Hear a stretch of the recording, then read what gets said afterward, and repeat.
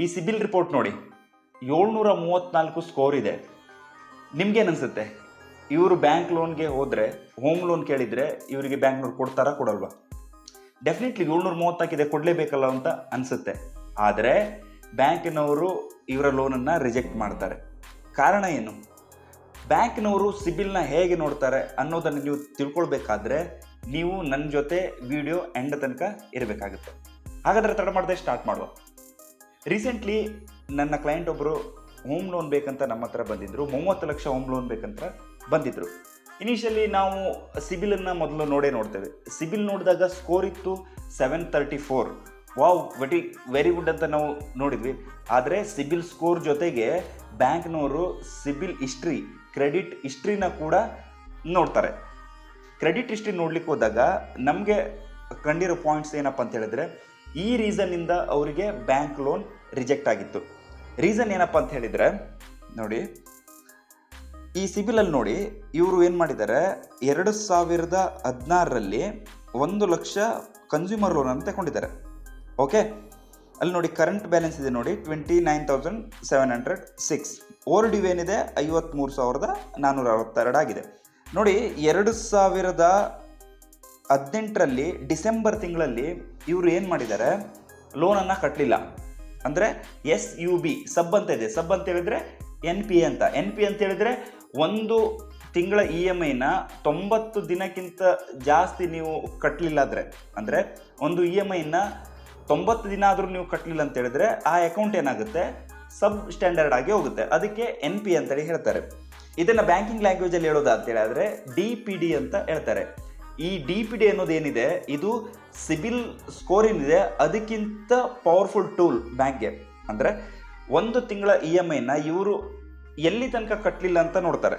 Okay, ಅದರಿಂದ ಗೊತ್ತಾಗುತ್ತೆ ಇವರು ಬ್ಯಾಂಕ್ಗೆ ಯಾವ ಥರ ಅಮೌಂಟನ್ನು ಕಟ್ತಾರೆ ಅಂತೇಳಿ.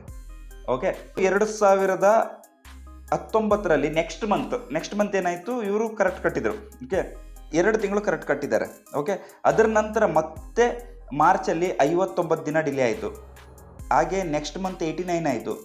ಮತ್ತೆ ಪುನಃ 120 ಡೇಸ್ ಆಯಿತು. ಓಕೆ, ಇದರ ನಂತರ ಇವರು ಲೋನನ್ನು ಕಟ್ಟಲೇ ಇಲ್ಲ. ರೀಸನ್ಸ್ ಗೊತ್ತಿಲ್ಲ, many reasons, may be anything. Okay, 2020 ಸಬ್ಬಲ್ಲಿ ಕೂಡ ಇವ್ರದ್ದು NPA ಇತ್ತು. ಅದಾದಮೇಲೆ ಬ್ಯಾಂಕಿಗೆ ಏನು ಅನಿಸ್ತು ಅಂತ ಹೇಳಿದರೆ, ಈ ಲೋನ್ ನಮಗೆ ಡೌಟ್ಫುಲ್ ಆಗಿ ತೋರ್ತಾ ಇದೆ. ಅವರು ಕೂಡ ಅವರ ಹೈಯರ್ ಅಥಾರಿಟೀಸ್ ಇನ್ವೆಸ್ಟರ್ಸ್ಗೆ ತೋರಿಸ್ಲೇಬೇಕಲ್ವಾ ಎಷ್ಟು ಲೋನು ಇನ್ನು ವಾಪಸ್ ಬರಲಿಕ್ಕಿದೆ ಅಂತ. ಅವಾಗೇನಾಯಿತು, ಬ್ಯಾಂಕಿನವ್ರು ಏನು ಮಾಡಿದರು, ಈ ಲೋನ್ ಏನಿದೆ ಇದು ಡೌಟ್ಫುಲ್ ಅಂತ ಕ್ಯಾಟಗರಿ ಮಾಡಿದರು. ಓಕೆ, ಡೌಟ್ಫುಲ್ ಅಂತ ಹೇಳಿದ್ರೆ ಬರಲೂಬಹುದು, ಬರದೇ ಇರಲೂಬಹುದು. 4 ತಿಂಗಳು ವೆಯ್ಟ್ ಮಾಡಿದರು. 4 ತಿಂಗಳು ವೆಯ್ಟ್ ಮಾಡಿ ಆದಮೇಲೆ ಫೈನಲಿ ಡಿಕ್ಲೇರ್ ಮಾಡಿದರು LSS. ಅಂದರೆ ಈ ಲೋನ್ ಏನಿದೆ ಇದು ಬರೋದಿಲ್ಲ, ಇದು ಲಾಸ್, ಕಂಪ್ಲೀಟ್ ಬ್ಯಾಂಕಿಗೆ ಲಾಸ್ ಅಂತ ಡಿಕ್ಲೇರ್ ಮಾಡಿದರು. ಅದರ ಮೇಲಿಂದ ಬ್ಯಾಂಕಿನವರು ಇವ್ರಿಗೆ ಯಾವುದೇ ಥರ ಫೋನ್ ಮಾಡಲಿಲ್ಲ, ಕಮ್ಯುನಿಕೇಷನ್ ಮಾಡಲಿ, ಏನಿಲ್ಲ. ಇದನ್ನು ಲಾಸ್ ಅಂತ ಇವರು ಕನ್ಸಿಡರ್ ಮಾಡಿದರು. ಓಕೆ, ಈ ಹಿಸ್ಟ್ರಿ ಈಗ ಇರೋ ಮ್ಯಾನೇಜರ್ ನೋಡಿದರೆ ಅವರು 2 ವಿಷಯನ ತಿಳ್ಕೊಳ್ತಾರೆ. ಒಂದು, ಇವ್ರ ಹತ್ರ ಸಾಕಷ್ಟು ಇನ್ಕಮ್ ಇಲ್ಲ, ಅಂದರೆ ಲೋನ್ ಕಟ್ಟುವಷ್ಟು ಇನ್ಕಮ್ ಇಲ್ಲ, ಆದರೂ ಲೋನ್ ಕೇಳಲಿಕ್ಕೆ ಬಂದಿದ್ದಾರೆ. 2ನೇದು, ಇವ್ರ ಹತ್ರ ಇನ್ಕಮ್ ಇದ್ದರೂ ಇವರು ಲೋನ್ ಕಟ್ತಾ ಇಲ್ಲ. ಈ 2 ವಿಷಯ ಏನಿದೆ ಇದು ಬ್ಯಾಂಕಿಗೆ ಡೇಂಜರಸ್ ವಿಷಯ. ತಗೊಂಡಿರೋ 1 ಲಕ್ಷನೇ ಇವರು ಕರೆಕ್ಟಾಗಿ ಕಟ್ಟಲಿಲ್ಲ. ಈಗ ನಾವು 30 ಲಕ್ಷ ಕೊಟ್ಟರೆ ಇವರು ರಿಪೇಮೆಂಟ್ ಹೇಗೆ ಮಾಡ್ತಾರೆ, ಮಾಡಲಿಕ್ಕೆ ಆಗೋದಿಲ್ಲ ಅಂತ ಒಂದು ಡಿಸಿಷನಿಗೆ ಬಂದು ಇವರ ಲೋನನ್ನು ರಿಜೆಕ್ಟ್ ಮಾಡ್ತಾರೆ. ಸೊ ನೀವು ಯಾವುದಾದ್ರೂ EMI ಕಟ್ತಾ ಇದ್ದರೆ ಮೇಕ್ ಶ್ಯೂರ್ ಅದನ್ನು ಟೈಮ್ಲಿ ಕಟ್ಟೋ ಥರ ನೋಡ್ಕೊಳ್ಳಿ.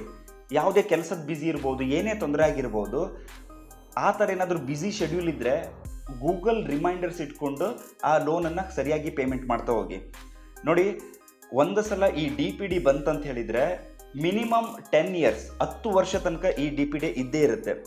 ಏನಾಗುತ್ತೆ, ಈಗ ನೀವು ಸ್ವಲ್ಪ ಕ್ಯಾಶುವಲ್ ಆಗಿ ತಗೊಂಡ್ರೆ ಮುಂದೆ ಯಾವತ್ತಾದ್ರೂ ಒಂದು ದೊಡ್ಡ ಲೋನ್ ತಗೊಳ್ಳುವಾಗ ಏನಾಗುತ್ತೆ ನಿಮಗೆ ಗೊತ್ತಿರೋದಿಲ್ಲ.